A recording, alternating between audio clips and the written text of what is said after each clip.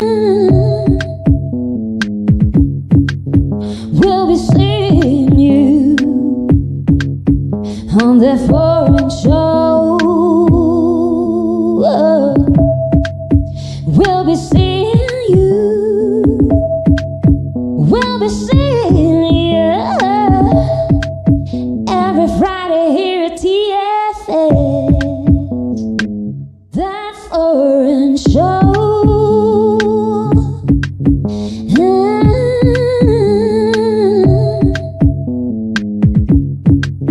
We'll be seeing you on that foreign show. We'll be seeing you. We'll be seeing you every Friday here at TFS. That foreign show.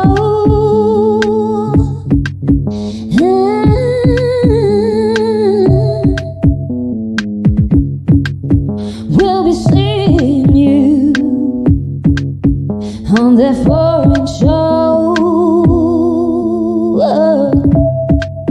We'll be seeing you. We'll be seeing you every Friday here at TFS. That foreign show.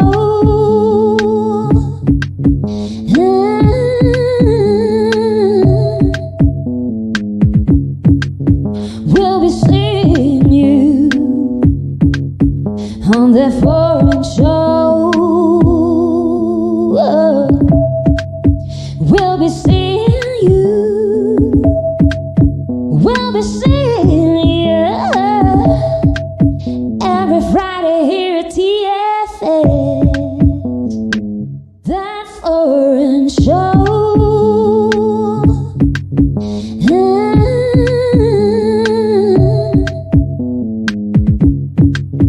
We'll be seeing you on that foreign show. We'll be seeing you. We'll be seeing you every Friday here at TFS. That foreign show.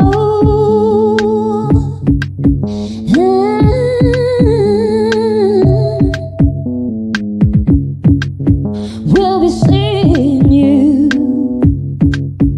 on that foreign show. We'll be seeing you. We'll be seeing you every Friday here at TFS. That foreign show.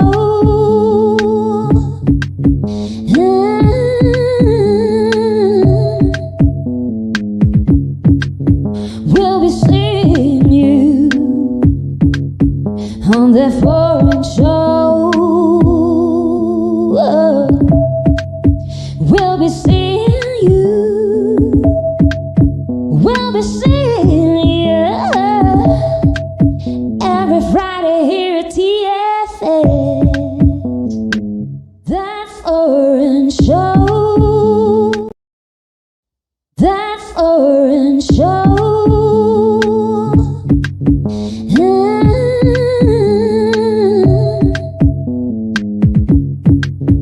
We'll be seeing you on that foreign show. We'll be seeing you. We'll be seeing you every Friday here at TFS. That foreign show.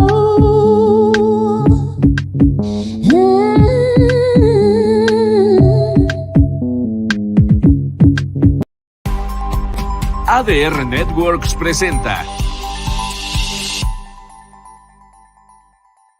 This is Celestine Angel. And I'm Isaac Crouch. And this is... Foreign Show! On that foreign show. Ladies and gentlemen, welcome to the show, Friday 3 p.m. Bed Forum Show. I'm Celestine Angel, I'm Isaac Rakesh, and we are here activating your senses. All right. So right now, for that insider, we are going to do something special because for our guest today, we have American artist Sean Louis. Yeah. And so what we want to do is actually play his song because he has an EP that is just out. And today's episode is going to talk about his EP and what is it about, who he is, all that kind of thing. So first, we would like to play a song from his EP. It's called Bad Things. So anytime you're ready, Arthur, we are going to listen together to this song. Cool. So before we start, let's just talk a bit about the music. So he is hailed by the Huffington Post as the next big success in R&B and rock, alternative rock mix. So his sound will be reminiscent of Lenny Kravitz, and I think they also mentioned The Weeknd. Here we go. Okay, yeah. I'm not just playing, listen to the voice that is saying, don't just hold me back, just hold me back. Take the words, spin it round and round, take the sound and hold it to the ground. Say the devil's who is trying to get to me to you because I'm so worried that the time is ticking and our faces hide our true facts. Masking all the feelings cause the truth is all in part. Thinking for the moment till I show them where we start. All of me is a fire, burn it all.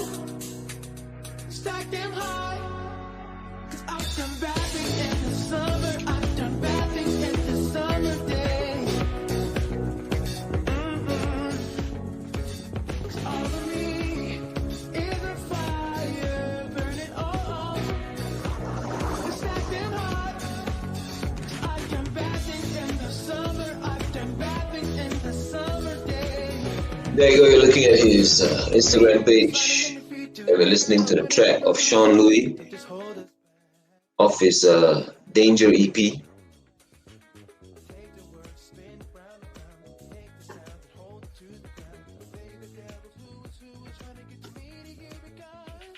Hey, welcome to the show. Welcome to the show, brother. Thank you so much We're for just having me. listening. It's a pleasure. Yes. We're just listening to your track. Oh, I'm sorry? It's fire. We're listening to your track. right, you're playing your track right now, Bad Things. Yeah. It's one of my favorite songs. Yeah, it sounds great. The vibe is just, such a good feeling. Oh, yeah. Fun vibes, man. Where are you calling us from? I'm Where are calling you you right from, Arizona. I'm just leaving for a tour in the next couple of days. Heading over to Europe, so I am getting ready, just rehearsing out in Tucson, Arizona. Right. So definitely we will need your dates when you are ready to come to Mexico. Yes, it's going to happen so soon. We're looking at October, and I don't want to say too much because I'll give out too many details, Right. But for sure, October and January, do something really, really special, bringing the band back out and just tearing up like we did last time. Right. So you were here in May this year, right? Yeah. Okay. So you were here like post-COVID, and was it your first time in Mexico? It was really special. I think, you know what, because I haven't played with a live band in such a long time, so to play with my live band inside of Mexico was like even more special than other times I'd played in different other areas. So it was so cool, and it was such a great crowd. First show in Mexico City, packed. So it was fun, man. I know I probably sound way too excited, but I just thinking about it, memories. It was great. Yeah, we want to get into it a bit with you, and also kind of get into your story personally as an artist, and what's kind of led to this sound or this place that you're at artistically, you know. Yeah. So yeah, man, just break it down for us, like Tell us all about you. yeah. Yeah. So I'm originally from not Arizona. I'm originally from Los Angeles. I'm not from Arizona. I'm from Okay. LA. I grew up just playing music all across the United States with my family, and then in Mexico. The sound that I came up with, so sorry, it's like all these crazy stuff. The sound that I came up with is just by studying music. So studying, Quincy Jones, Michael Jackson, Prince, Temptations, Nice. all like the really, great artists that really study their craft. That word craft is so funny to me. We use it all the time, but it's true. They study it. And so it kind of meshed into what you guys hear today, and it's definitely developing into more of a modern sound, involving like Pharrell, and oh my gosh, Timberland, and just the new stuff is coming out. So and then it's been really fun. I've been enjoying the whole journey. So right, you do this whole mix of like the modern sound and the old school, like really cool sounds, and like you produce your own stuff, everything. Yes, yes, and I'm smiling because I didn't at first. It was, I had to learn. Okay. I had to learn. Nice. It took time over COVID to really figure out how to do it, because people say it's easy, and I think I'm jealous of that phrase, because I wouldn't say it was easy. I had to really put in my time and really study and make some really, really awful songs that you will never hear of. You will never hear these songs. You will never. So one day, man. One day. Yeah, no, when you come through, we are going to check I'll secretly play you the songs. So man, this I mean, but yeah, man, all those artists and influences that you mentioned, we can definitely hear it in your sound, and it's really funky. It's clean. It's fresh. It makes you want to move. Yeah. And your own sound, right? Yeah. yeah. And why Danger? What's the idea behind that? The EP or the song? The EP, like the Yeah, it was just kind of a growth period. Realizing that the love of my passion for music and for life sometimes can be dangerous to those around me. And so every single song in this album is about that danger. So the song Danger is about realization. The song My Girl is about my love for my fiance and how dangerous it is. And then, of course, there's like I'm So in Love With You, which is the danger of losing somebody. And then, of course, Bad Things, which is just the danger of being complacent and not living for your not the true self. So it's all man, yo, EP, and people love it. That's really cool, man. And like the fact that you're highlighting the danger is almost kind of bringing awareness to the effect that your actions have on the people around you and things like that. These are really cool ideas to get into, man. And yeah, I just love it when like you have a theme that makes sense to you, so it helps you to grow, and it translates to the audience something a bit more meaningful, Yeah.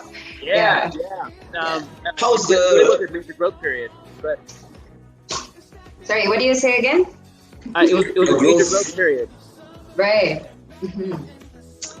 Okay, can you hear us well, man? Yeah, no, over the music. I told Arthur to shut the music already because I can't hear. I mean, I'm dancing. I'm dancing to it. Yeah, us too. We really enjoy We don't mind. this one. Yeah. Okay, cool. Thanks, Arthur. Yeah. Yo, so up to this point, you've played in front of many different kinds of audiences, right? In different countries and stuff.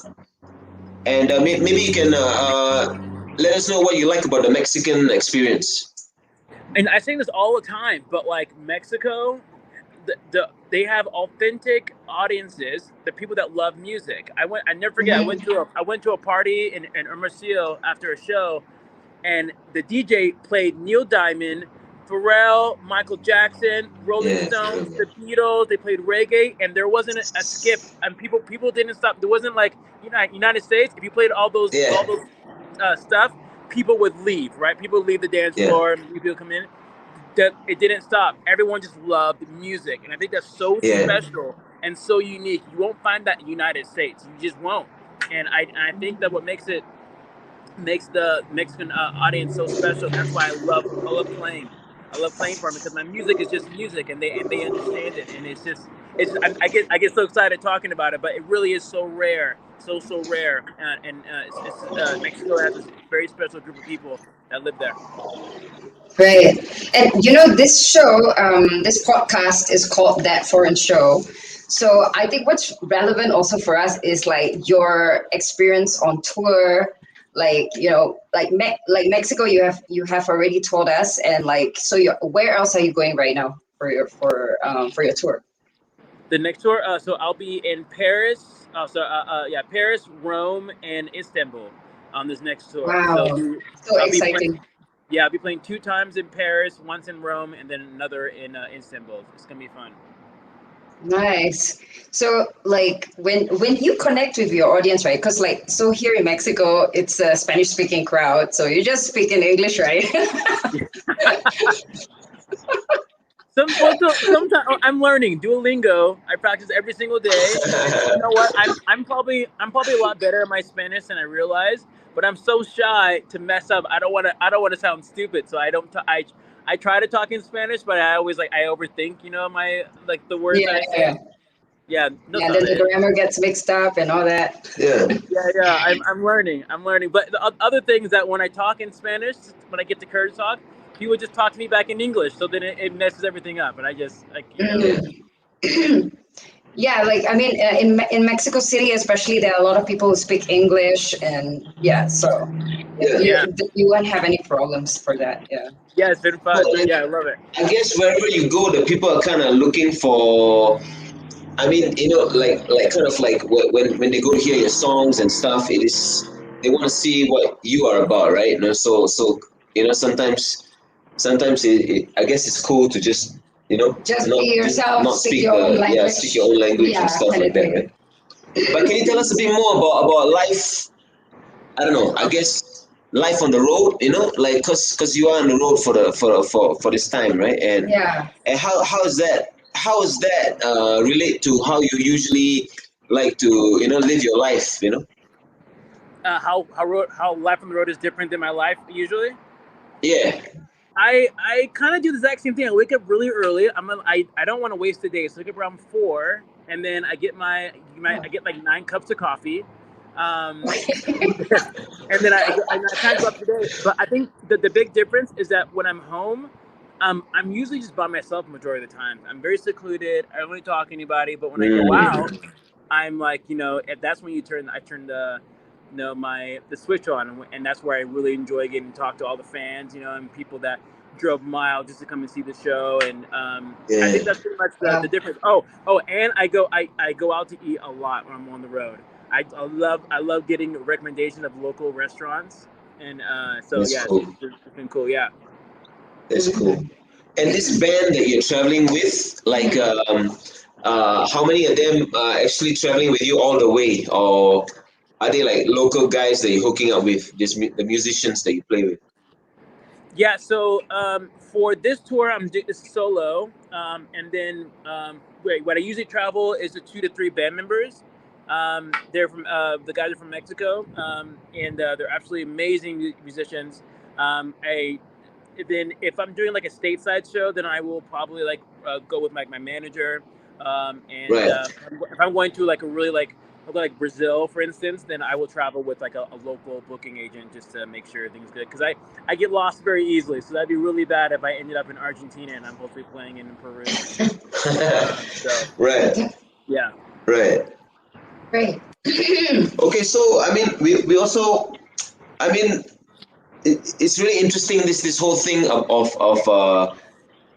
what you're doing, because effectively you are creating art and sharing it, with people. So and obviously you're on a journey to reaching more and more people. But how do you define your for lack of a better word, success, or your goals, like your goals? Obviously you have goals, stuff like that, right? Like in this new age of being an artist, like how's that look for you? The idea is to be as famous as I can be without going down to the store and anybody recognizing me.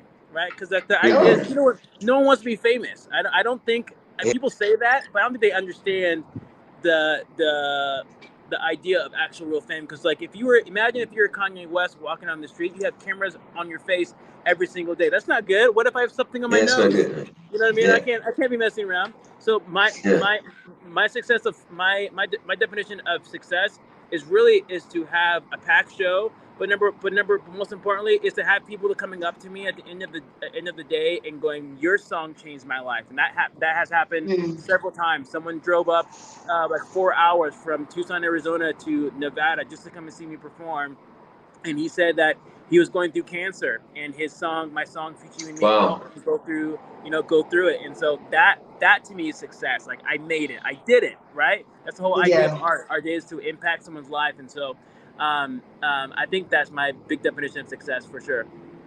Right. So like jumping along and another note, like you play all your all your own instruments for the really well. That's really cool. So you produce it and then you play your instruments. So, and you mentioned everything is yours, basically the whole sound. You feel the ownership of the entire sound. Yeah, it really involves like the drums and bass mostly.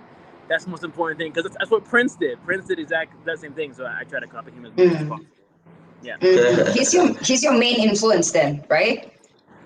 Prince. I would say business wise, for sure. The way that he structures his band is perfect. If you look at his interviews and everything, it's absolutely in pure form perfect. And as far as music, I can't.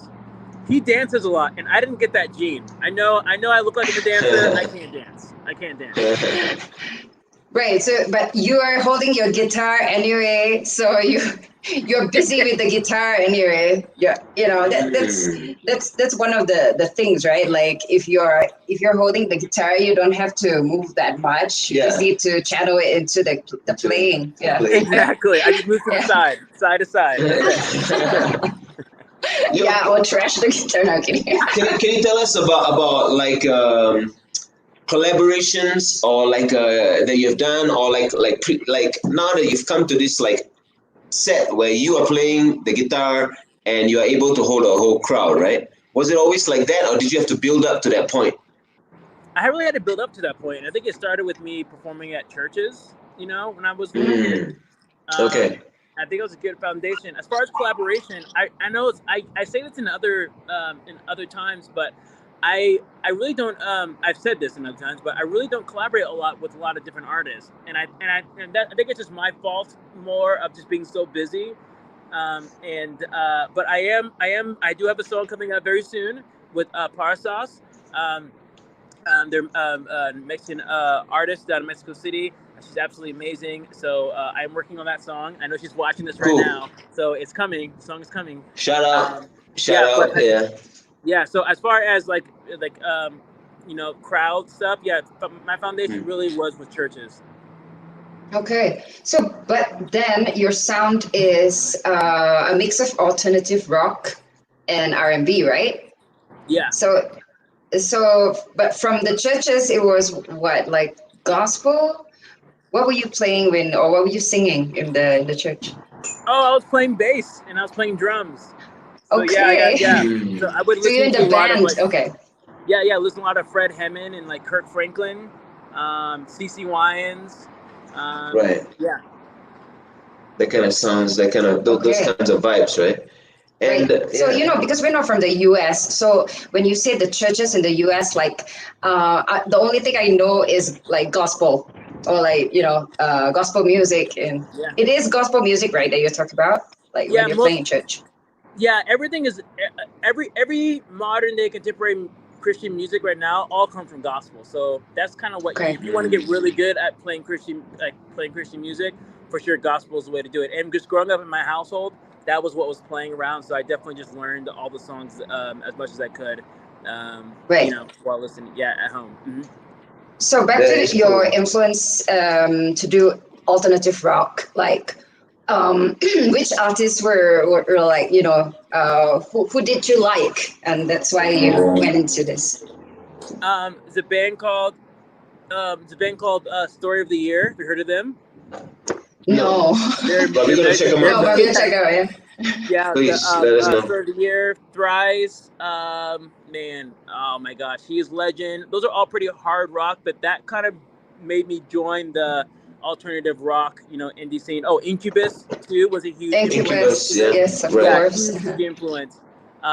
So yeah, that like when I left the Christian scene and I went to like rock, those are the bands I listened to and really studied. Right, but the idea is to put the sound in your music, but sing more into in the R&B style, right?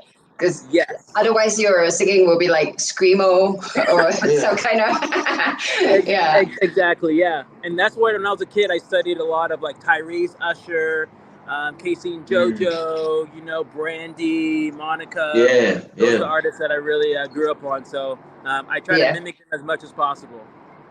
Okay. All right, man. So we got time here. We can get a bit more into areas that you want to talk about, and yeah. So is there some thing you want to talk about? Like some area you want to highlight. Maybe something that you truly Yeah, especially about your EP, Uh-huh.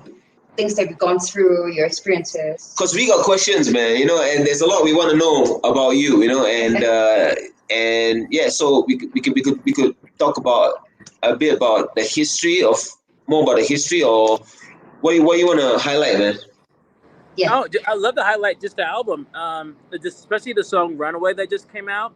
So Right. the Danger EP was two EPs, and the new one that just dropped has the song "Runaway."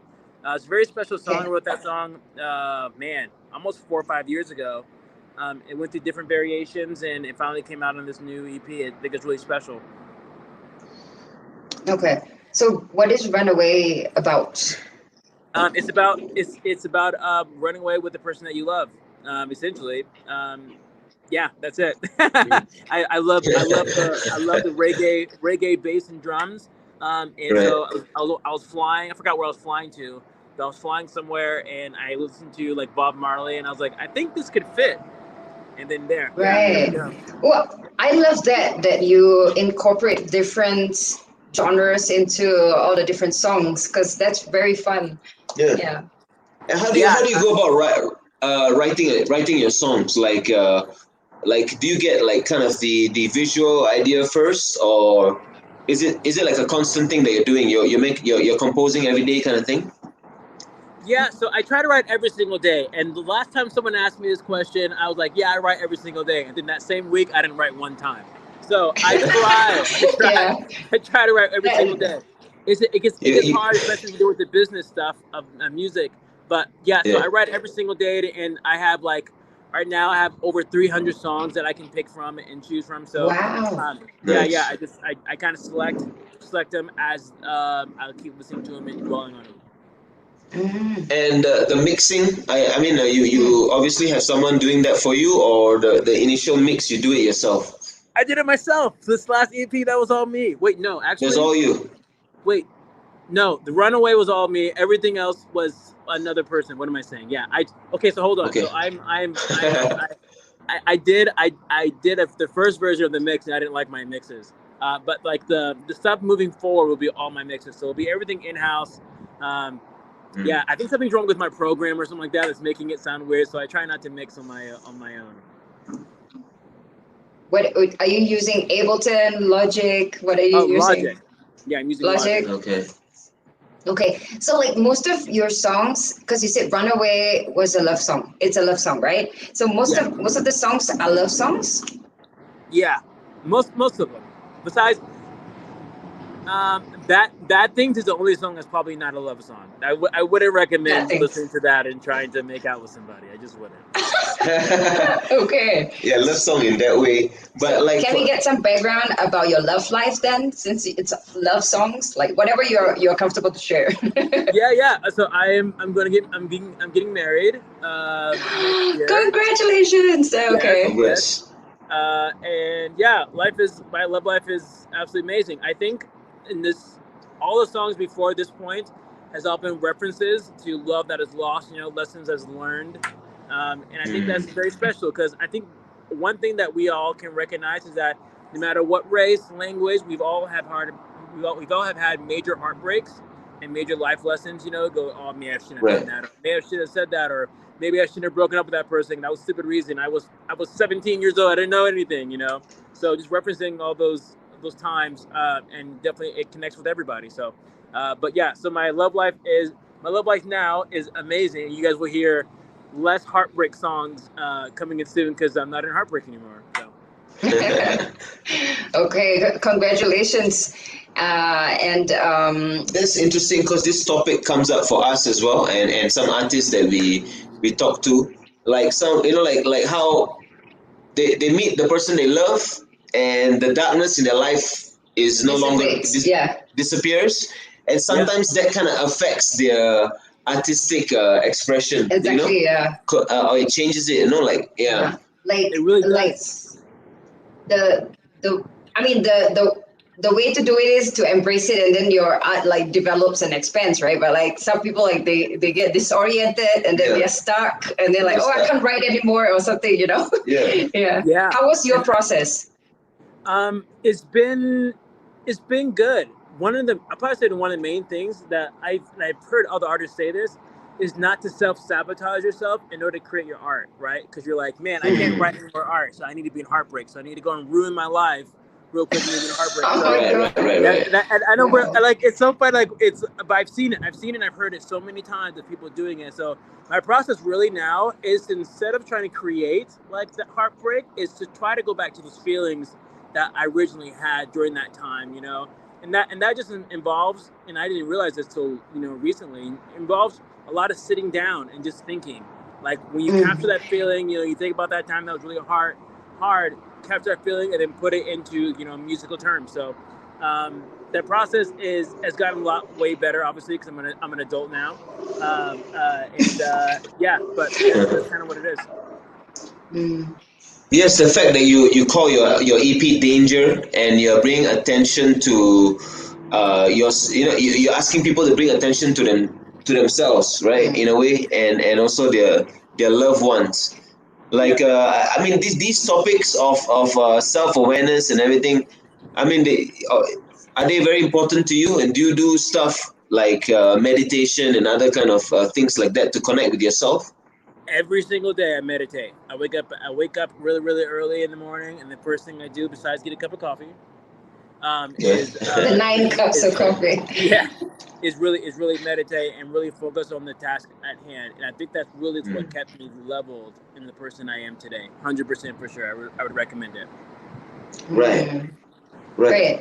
It really does help you to focus on your goals better, and so you can actually create the kind of art that you want. And your message gets translated better.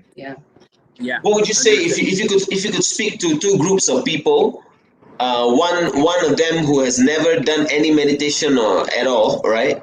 What would you say? And what would you say to a more advanced group of people who have been, like you, been on this journey, for a long time? What would you say? I would say if you haven't tried meditation, try it for 3 minutes a day. Just 3 minutes. 3 minutes, closing your eyes, focusing, repeating something that you were trying to manifest, and watch it. And watch your daily choices and daily occurrences start to manifest itself. It's crazy how reality goes. And those people that already meditate, you guys already know, it's amazing. You guys, you meditate some great stuff. I would say that to share more on the successes, because people say they meditate all the time, but they don't talk about the successes or the occurrences that happen after you meditate. Like you meditate, you're like, I need, let's say, you're like, I need $1,000 a day, and then all of a sudden you get an idea for $1,000, or you meet somebody that gives you $1,000. We don't talk about those successes and how it relates to meditation. So if you are already meditating, I would really, really, please share those successes, because people get inspired by it, and those people that are doing 3 minutes a day will end up doing 15 to 30 minutes a day. So I think 3 minutes is good to start off, right? Because like 5 minutes might be a bit too long for beginners and stuff. Yeah. So Yeah. is that how you started? You started with 3 and then you increased? I started off at 15 and I just stayed at 15. Yeah, because I have like a low 15 is- attention. Yeah, Okay. I can't pay attention that long, so I think my brain just goes no. I've done 45 minutes one time and it's been life changing. But as far as daily stuff, 15 minutes is good for me.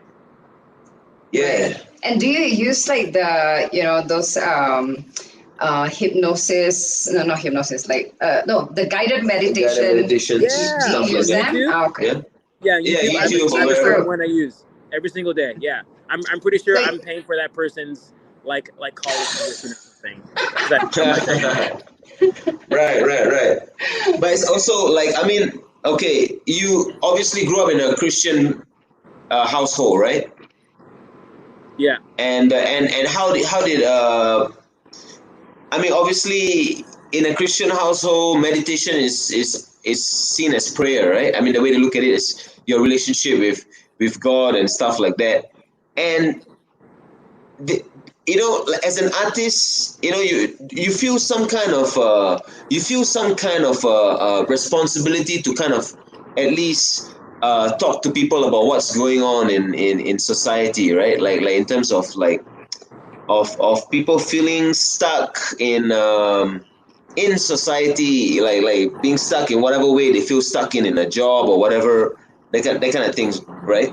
So I guess my question is, how do you, from growing up in a Christian household to being where you're at right now, the lessons that you've learned, what would you say about that? Like, how has it shaped you? Yeah. I would say if I'm like I think it's different. I'm trying to say this. It's shaped me a ton. If I'm in Mexico and I'm on stage, I try not to talk about any kind of politics because I'm a guest. I'm a guest there. So it's like almost like Right. you enter your friend's home. You would never start commenting on your friend's family's problems, right? That'd be weird. That'd be really weird. Yeah. And Yeah. so, but what I can do as a guest is that I can continue to inspire people to do good, and that's what I try to do. I try to encourage people to if they're working that 9-to-5 job and they hate it, to go out and do art, do something that they absolutely love. Right. So hopefully it answers your question. Did it answer your question? Yes, Yeah. it does. Yes, Yeah, it's almost like you being the artist that you are actually inspires people to look deeper within and see if they are living their full lives. Yeah. Right. Yes, exactly. Because that's what I'm doing, and I'm only doing it because like God gave me this gift, and I gotta tell people God can do it too. If you just ask Him, then He'll just give it to you. And that's like one of the main things that I told God that I would promise Him. I would tell Him that I promised Him if He gave me this ability and I'd be successful, that I would tell everybody that if they ask Him, He can also do the exact same thing for them. That's my message. That's it. Nice. Very beautiful. There's no big religion into it. I just know for a fact that if you go, God, please, I want to do this, He would just do it for you because He's done it for me, and that's it. Right. Great. I love that. Yeah. Yeah. So could you tell us a bit about your journey?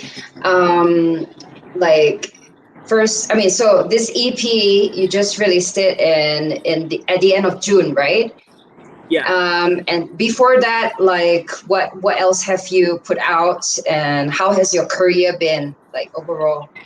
Yeah, I've been doing pretty much an EP and a couple of singles every single year.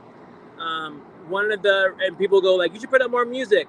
With the reason why I don't put out any more music, because you want enough money to be behind every single album, right?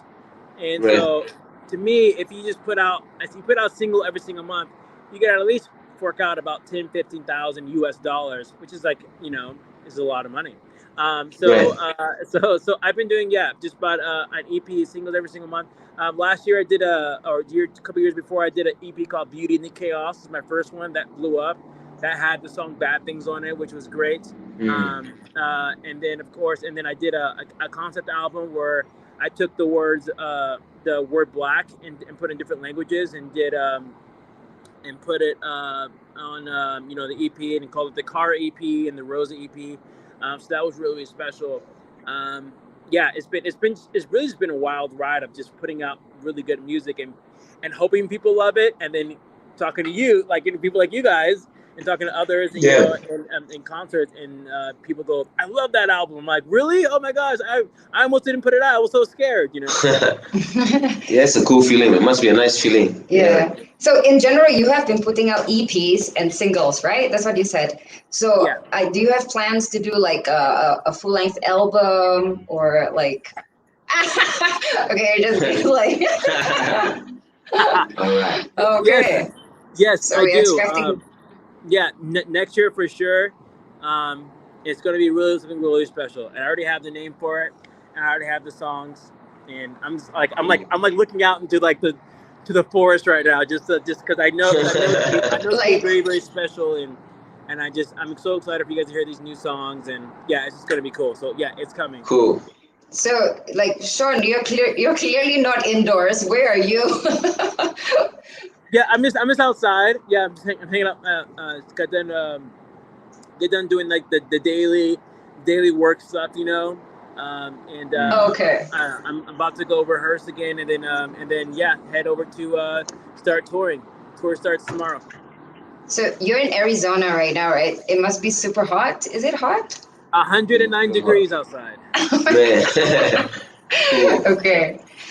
Yeah. Yeah. Yeah, no wonder the sunglasses and I have to. It's so bright. It's so bright. Yeah. Maybe you can talk to us a bit about like the in a sense the business side of things now, like because from hearing you talk, you're very savvy. Yeah. I feel. yeah, you're kind of aware of what you're putting your time in and stuff like that, right? What would you say to an artist probably who wants to emulate you or reach the kind of level where you're at right now, where you're on tour, playing your own songs, and there are people actually interested to come out and listen to your songs? I mean, that's a dream come true for a lot of artists. What would you say that? What would you What say to that? advice do you have? Yeah, I would say I put the whole workflow, and I guess like my manifest in my daily diaries. That was the whole purpose. So I started off about a year ago. I started off doing where I record a video a day or multiple videos a day sometimes, and I tell people what I'm thinking and what I'm about to do. Now I do it ahead of time, so the videos that are coming out now, I think they're about a month or so ago. So you're finding out what I am doing. You're finding out what I was thinking a month ago and what you guys are seeing now, and yeah, I would just say watch those videos. I tell everybody everything. I don't hide stuff, or I don't like try to, finagle stuff. I just say, hey, listen, I am thinking of messaging 30 people this message and finding out if they're going to respond back, right? I would say consistency is the game. Like, it's more about consistency than it is about talent or anything else. If you can do something for 5 years when everybody's telling you that you suck and that you're the worst, you do it for 5 years straight with no stopping, you got it. You're winning. It's all about consistency. Right. That's it. Talent and relationships, they matter, but it's all about doing the exact same thing every single day, even when you don't want to do it. And that's how you win. If you look at all the greats, they all talk about consistency. They played the exact same song 90 billion times. Like Michael Jackson did the moonwalk. I think I saw something he did it something like 1,900 times, before he got it perfect. Can you imagine 1,900 times? At times 1,500, he sucks still, right? Exactly. Yeah. So this kind of goes back into this other topic also of like kind of being persistent and having some kind of mettle in your life, and not being comfortable too much, right? Like kind of just like this is a topic that we've been talking about also, and it's recently also a theme with people, that it's not just one area of your life that you want to improve, like going to the gym or whatever. It's every area. You want to be operating at your highest level, right? and that kind of takes not being comfortable in a way also, like right? I mean, and I don't know. It's kind of hard to kind of sometimes explain this to someone who is trying to trying to reach a comfortable point, you know, like for example, I'll give you an example, bro, because we work with musicians, right? And if we give them a song, like we have a song and we say, hey, learn the song, right?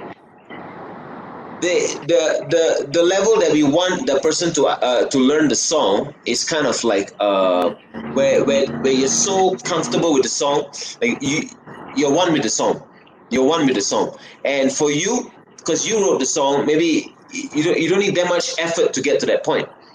But for someone who's trying to learn the song, they need to probably do it like 1900 times, you know. I hope I'm not too confusing here, but my point is this idea of being a hard-working artist or being hardworking in general is kind of getting a bad name nowadays, right? Like, don't you feel so? Yeah. So I guess as artists, it's kind of our responsibility to kind of to emulate that, to be that, you know, and yeah, for the people who are listening to our art. Yeah, Right. exactly. Yeah, exactly. Right. So Sean, I saw that like on the Huffington Post, they have mentioned you as the next big success in alternative rock And R&B. and R&B. So yeah, like this is from your is from the album that, I mean, the EP that Bad Things came out, or like what happened then, and then you got this recognition? That was a crazy story. That was actually from my first single, "Tell Me." That was when, I mean, I was sleeping. I had no money. I had about $100 to my name, and I had this song out. And I mean, this is talk about persistence. I can't tell you how many people I emailed. I probably emailed close to probably 1,000 people. I mean, I kid you not. Wow. Okay. 1,000 people. And I got no. Your song sucks. Go away. Don't email me. And I just wouldn't stop. I was like, I'm gonna do it. No. And finally, some guy goes, no, but he goes, but I think might have a friend that might like your stuff. And then boom, it all just exploded. Wow. Yeah, and then all of a sudden I got an email from a writer from Huffington Post. She's like, I love your music. I would love to do a couple articles on you, and yeah, it kind of exploded from there. And that just told me within my heart that if I just keep working, being persistent, then I can accomplish anything and everything. There's nothing I can do. Right. Yeah, that feeling is great, right? Because it's like you just need to do, you know. That's the feeling. You just need to do, and everything just works out. And just work on your stuff. Because right? like the Huffington Post is in the UK, so you actually reached out all the way, and somebody over there was That's like, really cool. That's really cool. That's really cool. Yeah. And this working hard and just kind of putting the work in, you know, like yeah, that's what it kind of comes back down to at the end of the day, right? Wouldn't you say? Say it again. Like putting the work in, you know, like putting the work in it comes back down to that, right? That consistency, that daily routine of doing your thing. Yeah. Exactly. Being persistent, never stopping. Never stopping. Like we have like about 10 minutes left of the show, and like I would like to ask you more about the business side of things. Like what would you be? I mean, whatever you are interested to share. Yeah, because it's like that is what like nobody knows about, right? You know, like the backside of the game, you know, like the numbers and all that stuff. Yeah. So like I mean, like so you have to do like a lot of it yourself, right? I mean, then you have to connect with the promoters, the people that are handling the, you know, the booking agents, and all that. So. And also like booking your tickets and stuff like that. How are you managing that? Do you have a system? Yeah, I have a system. I have people that are inside, the SEANLOUI team, if you will, and always emailing. There's the idea is so that any hour of the day, in any moment of the day, someone's pitching myself to somebody. There's not a one moment. If I'm asleep, Awesome. emails being sent out. If I'm awake, a phone call is being made, a text message is being made, and it's all automated through amazing people that I work with. I don't say they work for me. I say we work together because I'm part of the system.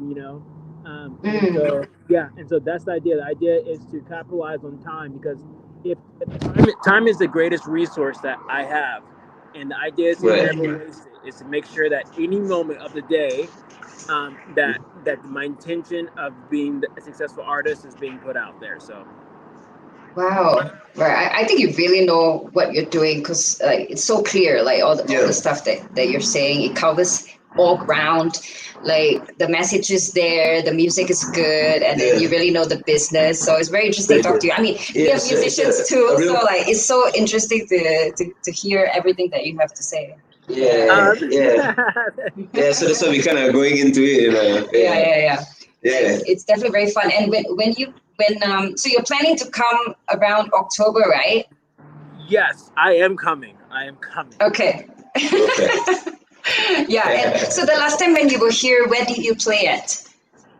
Which concert hall did you play at last time? Do you remember? Multiforo Multi- dos cuartos, yes. Okay, yeah, I know that one. Oh my Yeah, god. you know the spot, yeah. Okay, your Spanish is Dos cuatro diez. Okay. Yo, man. Anyway, we've been told by our production that we have about 5 minutes left, all right, to the show. Yeah. So, want to hear you kind of, hear some words, man. Like maybe you can, whatever you want to highlight. Yeah, whatever you want to say, what you want to think about, or to Yeah, share. I just say if you're an artist watching this, like don't give up. I'm telling you, as someone who's thought about giving up just yesterday, right? I mean, it's hard. It's very hard work, especially with the internet and the cost of being a successful artist isn't going down. It's like the last time I checked, it was back in February. It was $15,000. You need to do it for a year and a half. Now it's $30,000 US in order to be. And that's like when I say success, I mean I'm talking about bare minimum, right? Right. You make $30,000 in amount. Don't give up. Like if you don't have the money, put in the time, relationships, figure it out. Meditate every single day because it will come. The ideas, in order to. Sorry, I don't know if that truck is so loud. That the ideas, in order to get that money, will come to you and it will happen. I promise you. I'm talking to somebody I'm talking to me. I'm no one special. I'm just a guy who woke up one morning and said, I'm going to do it. I had this dream. I was living in Morocco, and I said, I'm going to be a musician. I still have the piece of paper that I wrote on that said, I'm going to be an artist. And that was 6 years ago. So, That's beautiful. That's so beautiful. Yeah, don't give up. That's so amazing, man. It's going to get hard. I promise you guys, it's going to get so hard. Don't give up. It's worth it. It's worth it. Okay. Can you tell us those numbers again? You said it's $30,000 a month and you got to sustain that for. Yeah, that's the new estimate that just came out. And I forgot the A&R director that just came out with that number. She was doing Kendrick Lamar and other people, but it's $30,000 minimal, and that's if you're a hip hop artist. So if you're a pop artist, it's gonna be a little bit more. Yeah, so if you're a hip hop artist, it'll be $30,000. You need to do it for a year and a half. It comes out to be about $540,000. Right. Okay.